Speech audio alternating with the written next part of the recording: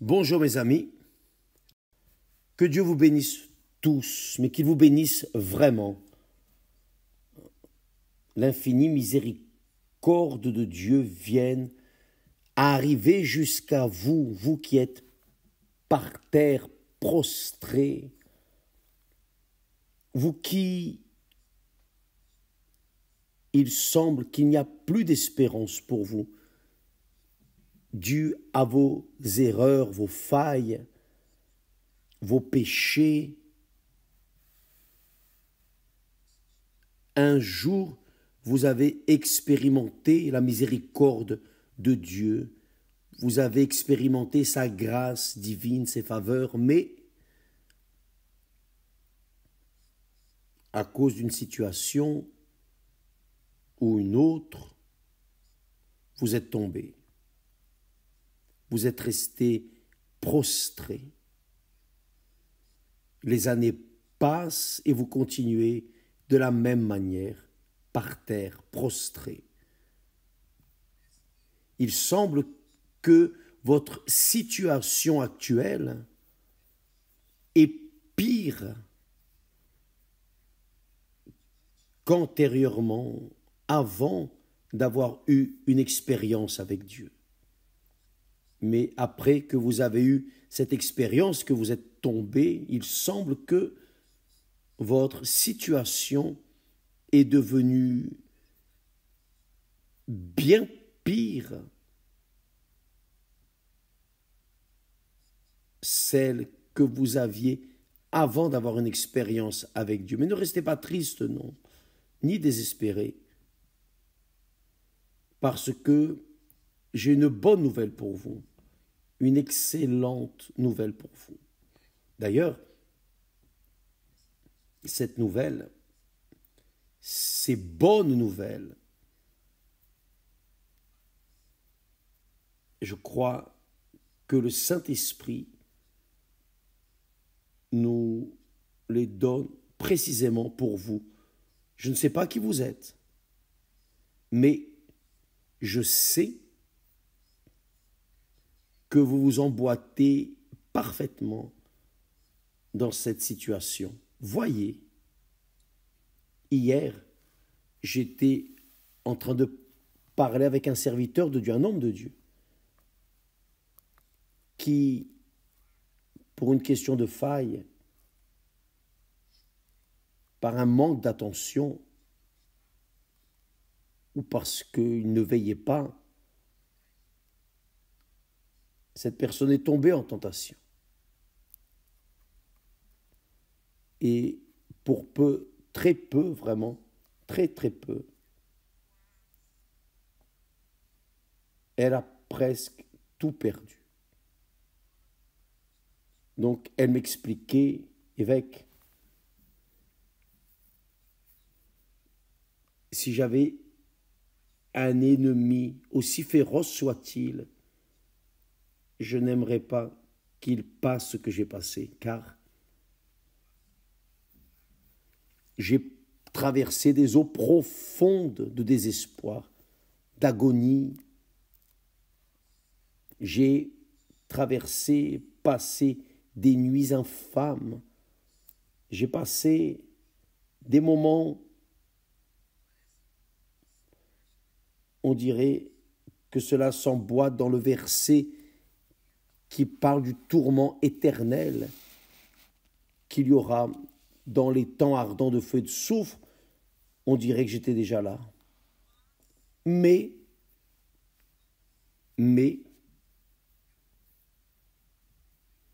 j'ai trouvé un texte dans la parole de Dieu qui vient à la rencontre. Le Saint-Esprit a eu compassion de moi. Et il m'a donné cette parole. Et c'est ce que je veux que vous receviez aussi, mes amis, car si cela lui a servi, cela vous servira aussi certainement. Le texte sacré dit, la parole est la suivante. Le texte sacré dit, Dieu parlant à son peuple, le peuple qu'il avait délivré de l'esclavage d'Égypte, il a retiré de cette terre d'esclavage, du fouet. Alors il disait à ce peuple, tu n'auras pas d'autre Dieu devant ma face. Tu ne te feras point d'image taillée, ni de représentation quelconque des choses qui sont en haut dans les cieux, qui sont en bas sur la terre, et qui sont dans les eaux plus bas que la terre. C'est-à-dire, Dieu a interdit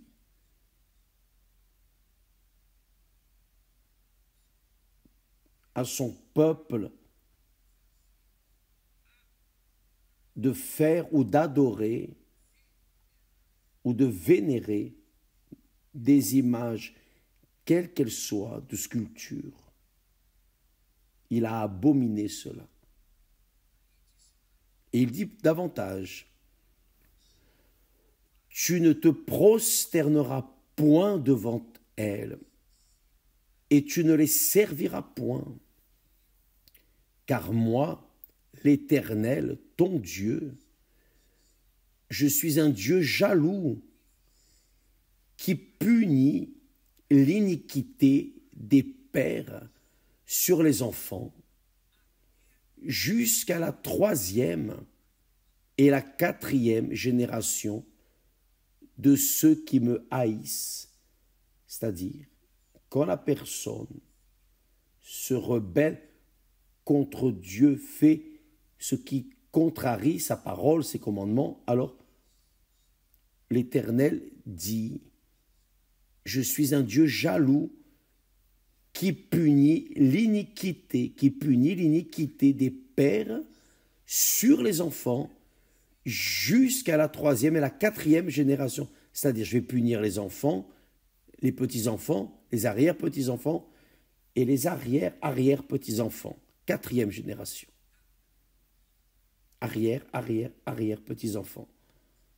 Je vais punir l'iniquité jusqu'à la 4e génération de ceux qui me haïssent. Ceux qui me haïssent. Et qui fait miséricorde jusqu'à 1000 générations à ceux qui m'aiment et qui gardent mes commandements. Et il m'a dit, j'ai vu la miséricorde de Dieu qui m'a touché. La miséricorde de Dieu m'a touché. Il m'a regardé. Il a eu compassion de moi.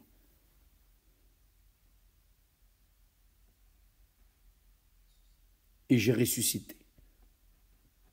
Donc, mes amis, en d'autres mots, dans un langage plus facile, Dieu punit l'iniquité des pères sur les enfants des enfants, qui sont les petits-enfants, sur les enfants, des enfants, qui sont les arrière-petits-enfants, jusqu'aux arrière-petits-enfants, la 3e et 4e génération. Il va les punir, il va exiger. Mais à ceux qui m'aiment, je laisse passer jusqu'à 1000 générations.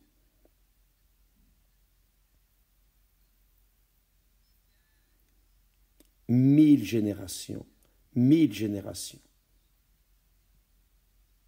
Indéfiniment, pratiquement. Donc, cela m'a atteint. Et cela est peut-être pour vous, mes amis. Vous qui êtes sans église, froid, abattu, vous qui pensez que Dieu vous a oublié, enfin, vous ne croyez plus en rien, c'est fini. mais la miséricorde de Dieu dure pour des milliers de générations. Qui sait? Et j'ai la certitude que oui, l'une des générations qui vous a amené à aimer l'Éternel. S'il y a une personne qui a été de votre ascendance, vous pouvez être sûr, vos grands-parents, arrière-grands-parents, enfin, des personnes qui ont donné l'origine, d'une certaine manière, qui ont été responsables de votre naissance. Dieu a eu miséricorde de vous. Quelqu'un de vos ascendants, quelqu'un a aimé Dieu et sa miséricorde vous a atteint, vous a touché. Ne restez pas là, arrêtez, découragés, tristes. Non, bien au contraire. Rendez grâce à Dieu, car sa miséricorde vous touche. Vous devez lire ce texte-là en Exode, chapitre 20 et versets 3 jusqu'au 6, spécialement le 5 et le 6. Je vais laisser enregistrer sur Instagram et Telegram, sur Facebook, etc. Vous pouvez vous attacher à cette miséricorde que Dieu vous offre. Vous pouvez vous y attacher, car par le simple fait de participer à ces directs, toujours vous participez, parfois vous ne participez pas, parfois vous participez, d'une manière ou d'une autre vous participez. Je crois que Dieu, aujourd'hui spécialement, sera avec vous, grâce à Dieu. Ne pleurnichez pas, non. Ne vous lamentez pas, non. Mais relevez-vous, secouez la poussière et allez de l'avant.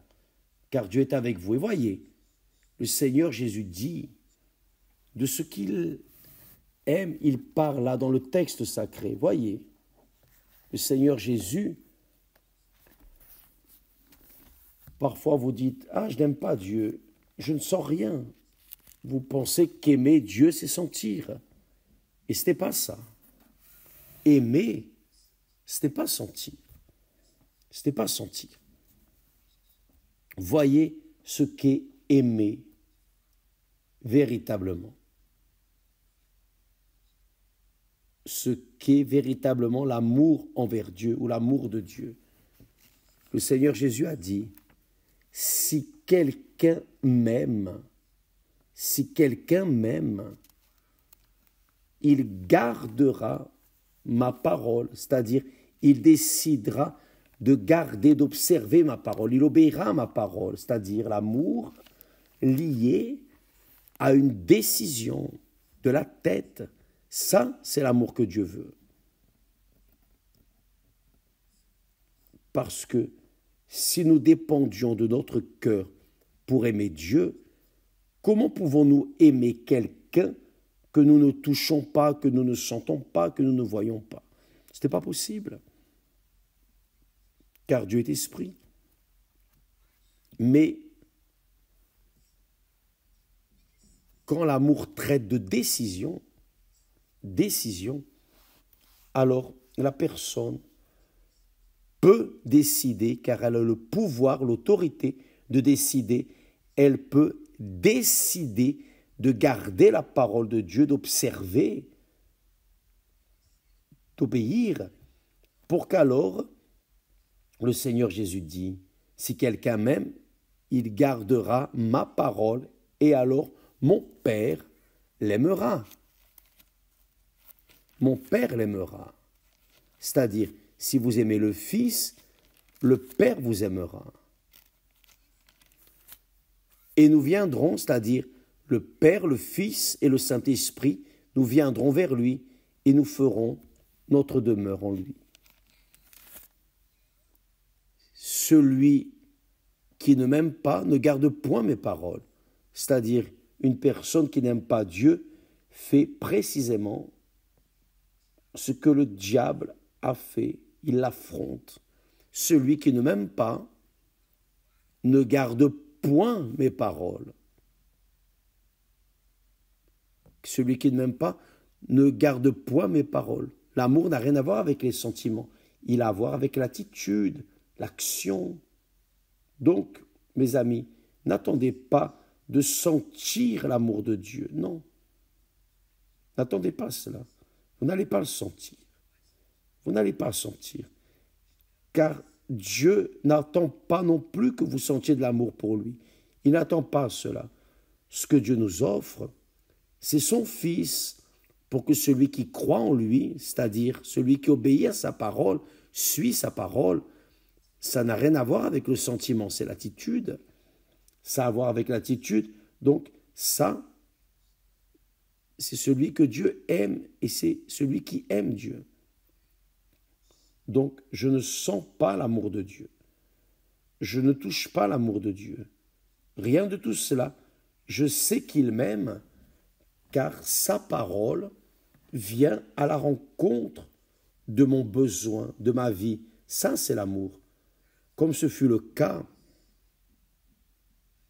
je punis l'iniquité des pères dans les enfants jusqu'à la 3e et 4e génération.